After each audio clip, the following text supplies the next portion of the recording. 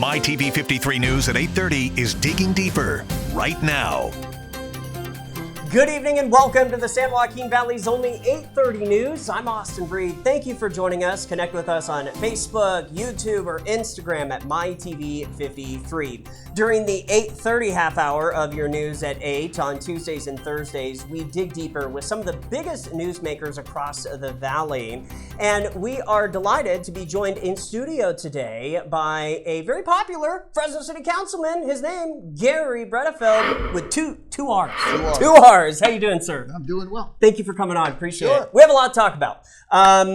From the Reedley Lab to campaign season. Sure. And just some things happening, across California's fifth largest city. So I'd like to, for our viewers that maybe they've heard of you, but they don't know too much, like they don't pay much attention to news. Tell us about yourself. Well, I am a clinical psychologist. I'm retired from it now. I worked 40 years in private practice, also 27 years at the Veterans Hospital. I love veterans. I'm also a veteran. Thank you. I served a council term in 20 some odd years ago. Don't want to say too far back, but actually 1997 to 2001. And we did a lot of great things. We became an all-America city at that time. And then I've been gone from the public life for about 16 years, decided to run again, and have been on the city council for 6.5 years now. Where we are, 2023, how's it going with the city of Fresno? Are you happy? Well, I think there's a lot of good things happening. We just hired 900 officers, the highest level ever in the city of Fresno. We made them the highest paid police officers in the Central Valley. That has helped us with recruiting, and it's also well-deserved. We also made our 911 dispatchers some of the highest paid dispatchers. We're working to increase our 911 dispatcher response because it's not been what it needed to be, and I think that's improving. We've certainly dealt with the homeless situation. It's an ongoing problem for a multitude of reasons, but we've gotten a lot of people off the streets. About 60% to 70% of them don't return to the streets. We don't have much of a partner with the Board of Supervisors. They're responsible for mental health issues and public health issues. We've had to go alone with that. That's going to change ultimately when I get to the Board of Supervisors, because I am running for the Board of Supervisors. But there's a lot of good things that are taking place. Unfortunately, we always have to deal with the insanity from Sacramento and the stupidity from politicians that weaken all the criminal laws, that basically what used to be a felony is now a misdemeanor, what used to be a misdemeanor is an infraction, and it makes it difficult for law enforcement, for police, to do their jobs. It makes it difficult for the district attorney and all of the fine prosecutors over there to do their jobs because of all the laws that have been weakened. So it makes our community unsafe, but we continue to deal with it. Speaking about Fresno police, I mean that's a big deal. Yeah, that's a lot of new officers. Yeah, it's something that this council unanimously has done, and so this has been a very pro law enforcement council. They've backed it up with their votes and a budget, as well, of course, Mayor Dyer, who's also been leading the charge to make that happen as well. So there's a lot of always criticism about all the drama at the City Hall, but the fact is people feel very passionately about issues. I do, my colleagues do, those who differ from me are very passionate as well, but you know what? We get things done. Yes, and right. That's happening. Right. Well, and I watch the city council meetings, on online, and what's interesting is I generally always see a lot of citizens coming up and just wanting to talk. That doesn't happen in every city, so I feel like that's good. Well, it's always good when you have citizen participation, but the thing is, if you watch us whenever we meet, some of it is the same people who complain all the time. And you know what? They have a right to do so. That's the great thing about this country. We still have a First Amendment right, although they're working at trying to destroy that right. But we still have a First Amendment right, and I will always support people to come and speak anytime, to say whatever it is they want to say. That's the great thing about this country. Mayor Dyer continues to say that he wants Fresno to be a world-class city. Do you feel that yourself and the council, they feel the same way? Yes, and I think all of us want the same thing, for the city, our community to be safe and to prosper. Sometimes we have very different ideas about what prospering is, and so we will differ, and we'll do it very passionately, and I respect that. But I think the city is moving in the right direction. I think we've got great leadership with Mayor Dyer, and we will continue to fight and disagree on things, and at the end of the day, we'll see what the majority of the council does. Let's talk a little bit about $250 million coming to downtown Fresno. That is a big deal. Yeah. What are your thoughts? What do you envision with this? Well, listen, I was a big supporter of the downtown stadium some 25 years ago. It's been there all along. We have nearly 500,000 people that come to that stadium. At that time, it was a big controversy. I knew it was the right thing to do. I knew building a first-class stadium was the right thing to do. People were talking about having a very small stadium or berms rather than the great facility it is today. That's the kind of vision you got to have. Fresno is a big city, and you have to have big city vision, and I think Mayor Dyer clearly has that. Yeah. The $250 million is going to help with infrastructure that needs repair in the downtown area. But I've always been a very strong downtown supporter. I grew up in New York City. I came here some 40 years ago. This city is the longest I've lived in any city. This is my home. Yeah. But I grew up in a big downtown, which is New York City. And so I've always wanted and believed that Fresno needs to thrive in its downtown, and it can, and it has done a lot of great things, but there's always much more work to do. My mom just moved here from Portland, Oregon, and now Portland is a disaster right now, but and then my aunts moved here also from Oregon. They weren't in Portland, but they've been here a couple months now, and they're shocked at how clean downtown is. And I've seen videos on YouTube, people complaining about downtown. I mean, I drive around. It's a nice downtown. It is a nice downtown. And I think it can just keep getting nicer. Yeah. Well, we got to deal with the homeless situation. There's a lot of homeless in the downtown area that we've got to continue to work at, getting them off the streets, helping them. Unfortunately, there are a lot of them that don't want help, and a lot of them have drug problems. So you can't help somebody if they don't want help, but we can help them if they do want help, and there's plenty of resources for those who truly want help. Heading into election season, we are going to talk to Garry a little bit about your campaign for county supervisor. Sure. Before we go to break, one word. Why are you running? One word. It's hard to put it into one word. I will tell you this. I'm a fighter, and I've been a voice for the people for 6.5 years. And with what's going on in our country, we need fighters. And the fact is, we don't have many. And so I'm a fighter. And I'm a guy who believes in transparency and accountability and being a voice for the people I represent. And I don't just use that as words. I fight for the people that I represent, and they know it. And that's why we have the incredible support we have.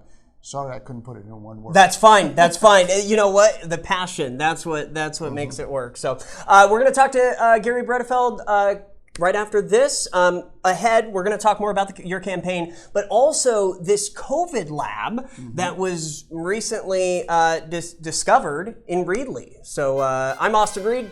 This is Garry Bredefeld. You're watching the news at 8:30, and we're back in just a few minutes. Don't go anywhere.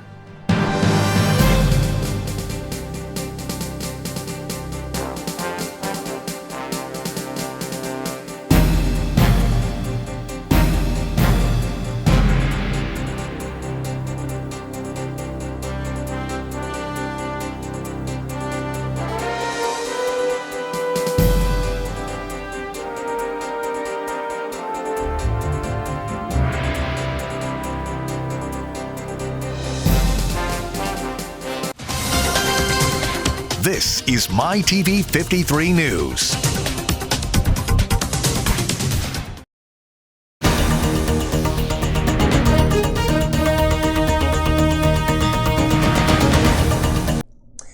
And thank you so much for staying with us. We are digging deeper during the 8:30 half hour of MyTV 53 News. I'm Austin Reed, and we have the pleasure of being joined by Fresno City Councilman Garry Bredefeld. And he's running for county supervisor. We're going to talk about that in just a bit, but we have to discuss this lab. You held a press conference. Was it Monday? Yes. Yeah, Monday. And what is going on? This COVID lab in Reedley, if you haven't been following.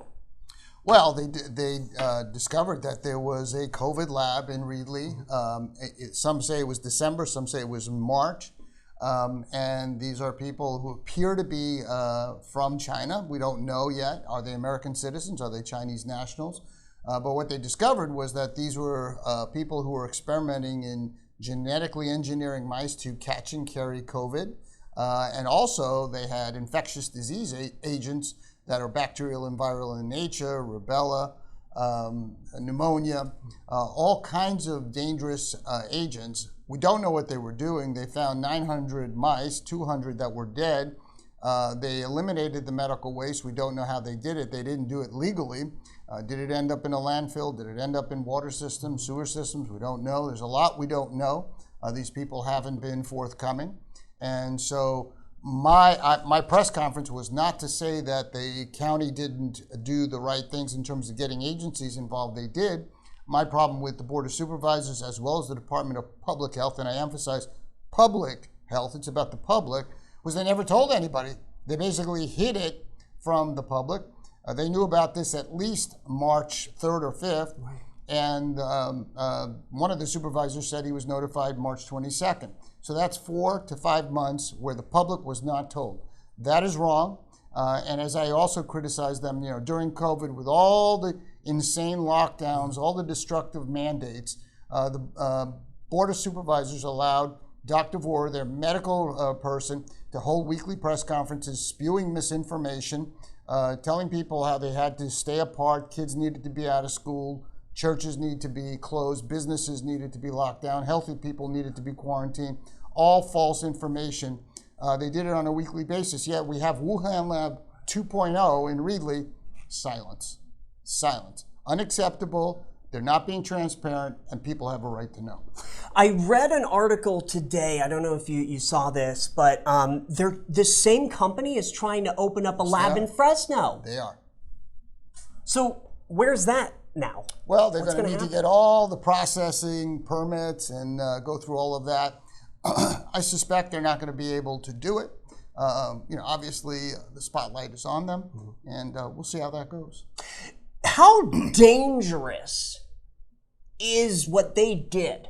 I mean, how serious is this? Because I'm sure some people are like, well, I don't know. Well, listen, I'm not a scientist, I'm not a physician, but it seems very dangerous to me when you have infectious agents that I mentioned, rubella, all of these kinds of things, HIV, pneumonia, all of these things going on, and we don't know how it was handled, how all of those things were. They found vials that were unmarked. They found tissue, blood samples, all kinds of things that would raise the issue of how were all of these materials handled, and frankly, what were they doing? And if you're eliminating medical waste and you're not doing it properly, it's very dangerous. And that's why there are laws to make sure that you follow that. They didn't. And so what took place? What happened? How dangerous was it? Is the community at risk? The county has said that they're not. But I think people feel a real mistrust of government, and I think appropriately so after the CDC and Fauci and Vora and all of these people spread misinformation and frankly lied. And so then now I guess what can be done so this doesn't happen again? Well, I think there are problems with the lack of laws overseeing private labs throughout the country. Now, how many other labs are there? I don't know. And the other thing we saw was a balloon that went across our country, a Chinese spy balloon that was snapping pictures over our medical installations. We had a president and government said, no, nothing to see here, until it was at the end when they shot it down, and then they said, yeah, it was a spy balloon. So there's a tremendous mistrust of government. And when there's a tremendous mistrust of government, you better be real transparent about what's going on. And the transparency was lacking from the Board of Supervisors, and they need to be held accountable. Speaking of Board of Supervisors, you are running. I am. Okay, now, why? Obviously. Well, I'm termed out. The question came for me, do I want to continue to serve? And I have a passion to serve. My whole life has been about serving people and helping people as a psychologist and also in elected office. And so I decided I want to continue to serve. I had a choice. Do I want to run for the assembly or do I want to stay local? I decided I want to stay local. I love this community. And so I decided that, I'm going to toss my hat in the ring and run. And so we have been doing that. And we've been walking precincts for the last 5 months. I will continue for the next 7. We've been to 6,000 homes. We worked hard at doing a lot of fundraising. That just came out. We raised 4 times more than my opponent. And we're going to continue to work hard and earn the support of the people. As of right now, is how many people are running? There are 3 supposedly running. Okay. So we'll see how that officially ends up. Right. Because November is when you really have to sign papers and everything. But at this juncture, there's 3. I was watching before you came in today. A couple of weeks ago, you had posted a new campaign video, and one thing I noticed is you hitting the streets, knocking on doors, talking to people. What do they say? Well, I'll tell you what they say. They say, thank you for being my voice. Thank you for standing up. I know you take a lot of arrows and a lot of hits, but you're speaking for me. And we get tremendous support that way. Listen, we're living in very perilous times and very dangerous times in this country. We have an open border with 7 million people invading our country, fentanyl coming across the border, sex trafficking. That stuff all makes its way into our community. You have to have people who are unafraid to speak up. I am unafraid to speak up, and I don't back down. Unfortunately, people on our side, my side, the people who profess to be conservative and Republican, they're often silent, and I tell them, complicit with all of the lies that take place. I'm not worried about a career in politics. I'm worried about representing people and trying to give my grandkids the country that I grew up in. And I'm afraid that the way we're going, that's not going to happen. How many grandkids do you have? I have 2 right now. How old are they? One is 1 and one is 5. Oh my gosh. Yep. So you're busy. Well, they're not here locally. Oh, they're not? Oh, okay. I wish they were. Yeah. I wish they were. It means you just have to travel. It's an excuse to travel. Absolutely. How can people learn more about your campaign? They can go to my website, GarryBredefeld.com with 2 R's, and they can certainly contact me anytime. We're accessible, and I love talking to people and addressing their concerns. But the best way is GarryBredefeld.com, and they can contact us that way. Thank you so much. Oh, it's a thank pleasure you. meeting you. It's a pleasure Finally, meeting you. we finally Yes, met. So, thank you. Hey, anytime, the invitation is always open. Thank you. So come back anytime. Thanks so much. All right, Gary, thank you. I'm Austin Reed. You're watching the news at 8:30. We've got a couple more stories coming up, and then we'll have a top story recap. Stay with us.